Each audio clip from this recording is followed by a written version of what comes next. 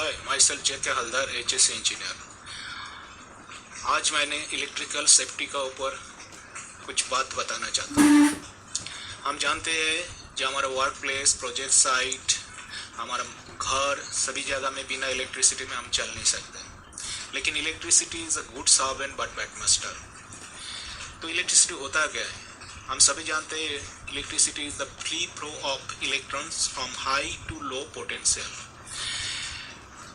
हम दो किस्म का इलेक्ट्रिसिटी इस्तेमाल करता है, एक डीसी सप्लाई, एक AC supply. DC supply generally हम ज़्यादातर इस्तेमाल नहीं कर पाते क्योंकि इसका मिनिमम लॉस कर नहीं पाता है, क्योंकि इसके लिए बहुत ही बड़ा हाई वोल्टेज ट्रांसफार्मर चाहिए और लॉन्ग डिस्टेंस के लिए सूटेबल नहीं होता। और एसी सप्लाई हम ज़्यादातर इस्तेमाल करते हैं इंडिया में 50 हर्ट्ज का एसी सप्लाई। लेकिन एसी सप्लाई में एक्चुअल जो वैल्यू हमें सप्लाई लाइन में दिखाई देता है, मेजर करते हैं, वो आरएमएस वैल्यू होता है, जो पीक वैल्यू का सिर्फ 70% ही होता है। सो 30% already hide in the system, so it is risky factor. Even हमारा जो रिंग स्टार कनेक्शन होता है उसमें भी जो फेज का सप्लाई, फेज का लोड होता है, उससे लाइन का लोड 1.732 टाइम, √3 टाइम्स ज़्यादा होता है। So a AC supply in that case dangerous. हम करंट का सोर्स कहाँ से मिलता है? हम इंडिया में थर्मल पावर से ज़्यादातर करंट लेते हैं, जैसे 65% कोल बेस होता है, फिर hydro, wind, nuclear, ocean, geothermal, bio, ये सब चीज़ तो है ही। इसके अलावा हमारा बैटरी, सेल्स, जनरेटर, इसमें से भी हमें इलेक्ट्रिसिटी मिलता है। हम इलेक्ट्रिसिटी को सोर्स से वाट पॉइंट तक ले जाते हैं सर्किट का थ्रू में। ये सर्किट दो किस्म का होता है, एक होता है सीरीज सर्किट, एक होता है पैरेलल सर्किट। सीरीज सर्किट में जो एक ही सिंगल कंडक्टर लाइन होता है जिसमें बहुत सारे सामान जैसे स्विच बोर्ड, इंस्टॉलेशन, सब कुछ कनेक्ट कर दिया जाता है। लेकिन इसमें एक ड्रॉबैक ये है, इसमें अगर एक भी जगह में फॉल्ट आ जाता है तो पूरा का पूरा सर्किट खराब हो जाएगा, इस्तेमाल नहीं कर पाएंगे। लेकिन इसमें ओवरहीट होने का खतरा कम है।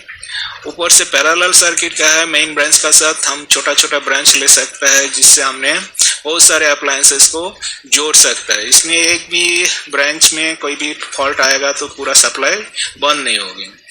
तो इसमें एक चीज़ है, इसमें रेजिस्टेंस कम होने का वजह से इसके अंदर से करंट फ्लो ज़्यादा हो सकता है, ओवरलोड होने का खतरा ज़्यादा होता है।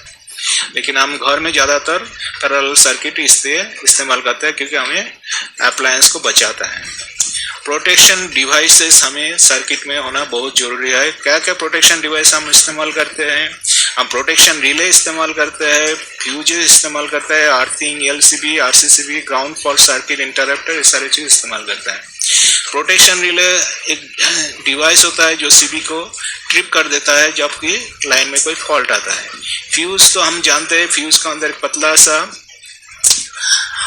लो रेजिस्टेंस वाला वायर होता है, जो वायर मेल्ट हो जाता है जब भी अधिक करंट जाता है उस सर्किट का अंदर से। लेकिन कभी कभी हम इसको निकाल के मोटा वाला तार जोड़ देता है जिसमें से करंट कैपेसिटी बढ़ जाता है, इसलिए वो सही नहीं है।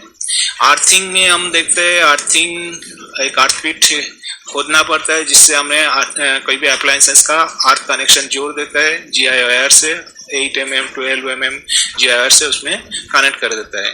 इसमें 2.5 मीटर से 3 मीटर का डीप एक अर्थ पिट खोदा जाता है जिसमें एक homogeneous mixture of charcoal, salt and sand से भर दिया जाता है और एक परफोरेटेड 50 mm का आसपास जीआई पाइप, उसमें हॉलो जीआई पाइप डाल दिया जाता है, जिसका साथ हमें अर्थिंग स्ट्रिप, अर्थिंग वायर को कनेक्ट कर देते हैं। रिमेंबर हमें इसमें रेजिस्टेंस चेक करना है, रेजिस्टेंस 1 ओम से जनरली ज़्यादा नहीं होना चाहिए।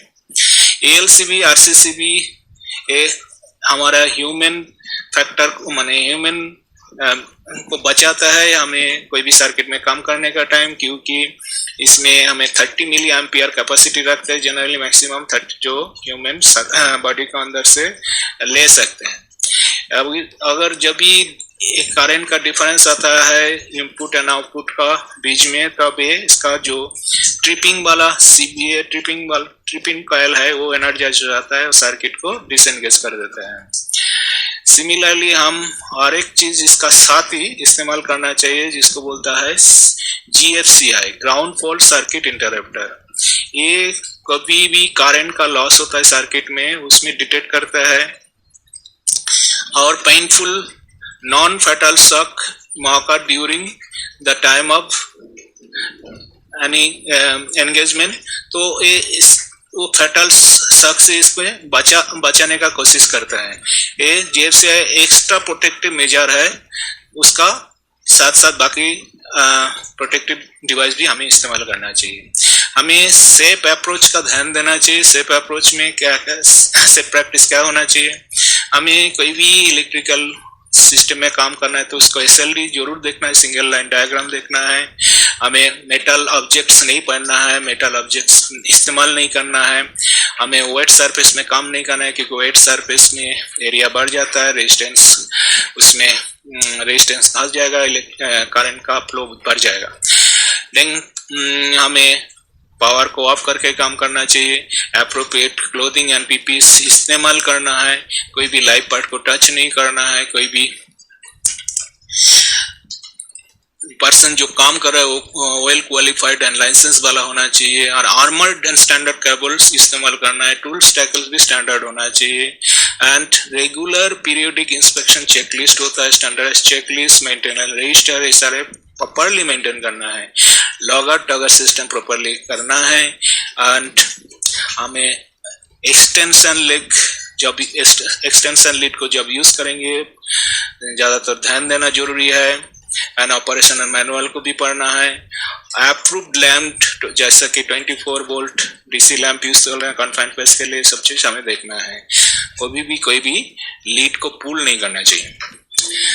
हमें इस पावर लाइन में जब काम करेंगे तो क्या क्या इंजुरी हो सकता है, humans are more conductive than the earth, इसलिए अर्थ में जाने से पहले ह्यूमन बॉडी के अंदर से सप्लाई जाने का खतरा है।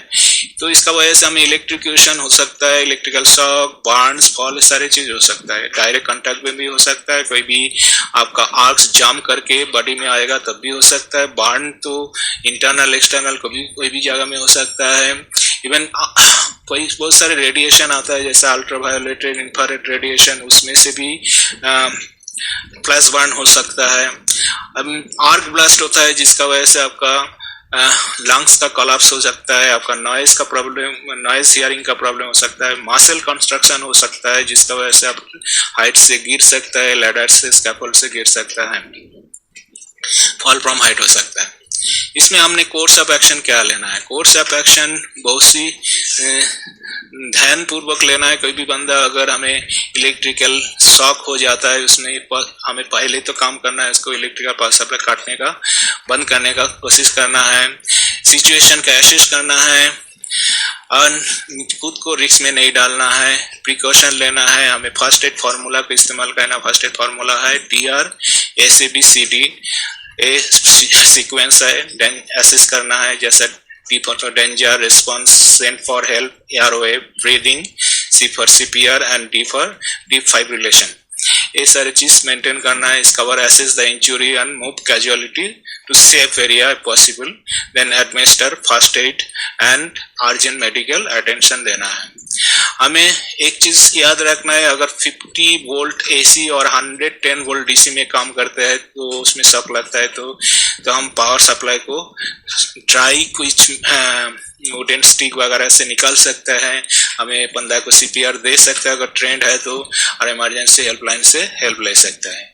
लेकिन अगर 1000 वोल्ट से ज्यादा है तो कभी भी कोशिश मत करना है, हमें इमरजेंसी हेल्प लेना ही लेना है। इमरजेंसी नंबर में कॉल करके कैजुअलिटी को निकालना है। देन ओवरहेड पावर लाइन्स का काम करने का खतरा बहुत ज्यादा होता है साइड वगैरह में, क्योंकि हमारा बहुत बड़े व्हीकल, बहुत मटेरियल रहता है, लाइन में बहुत सारे सप्लाई होता है। लेकिन इसमें जो यूटिलिटी कंपनी होता है वो गाइडलाइन देता है, इशू करते हैं। लेकिन तभी हमें याद रखना है, हमें 15 मीटर और 49 फीट का दूरी कम से कम बजाय रखना है, कोशिश करना है हमें। और 33 किलो वोल्ट अगर सप्लाई लाइन है तो उसमें वर्किंग सरफेस का ऊपर से सप्लाई लाइन का 2.3 मीटर गैप कम से कम होना चाहिए, और साइड में 3 मीटर का। सिमिलरली अबव 33 किलो वोल्ट होगा तो ऊपर में 4 मीटर का, साइड में 6 मीटर का गैप होना बहुत ही जरूरी है। और मान लीजिए आप कोई भी फंस गया vehicle near by supply line, उसमें हमें क्या करना है, हमें वेट करना है इलेक्ट्रिकल यूटिलिटी को फोन करके बुला लेना है, और हमें उसमें से दूसरा बंदा को खतरा में नहीं डालना है। उसका अंदर में जो बंदा फंस गया है उसको दोनों पैर जाम करके नीचे निकालना, दोनों पैर फोल्ड करके, बॉडी एंड लेग्स इकट्ठा करके 1.5 से 2 फीट जाम करके बाहर निकालना है। रिमेंबर, जब जाम करेंगे व्हीकल का पार्ट एंड ग्राउंड एक साथ टच नहीं होना चाहिए। ऐसा ही पूरा बॉडी को स्क्वीज करके कम से कम 10 मीटर दूर में जाके उसको रुकना पड़ेगा। ऐसा करके हम उसमें सेफ हो सकता है। इसके अलावा हमें सिविल वर्क जैसे एक्सकैवेशन और स्ट्रेंचिंग वगैरह का काम करेंगे, उसमें परमिट वगैरह लेना। कोई भी हमें वेल्डिंग का काम करना है, उसमें भी वेल्डिंग कोई भी इलेक्ट्रिकल काम करना है, उसमें हमें बिल्कुल चेक करके परमिट लेना एंड क्लियरेंस लेने का बहुत सख्त जरूरी है। ऐसा करेंगे तभी हम साइट में सेफ्टी फैक्टर से बच सकता है और घर में भी हम सुरक्षित रह सकता है। धन्यवाद, थैंक यू।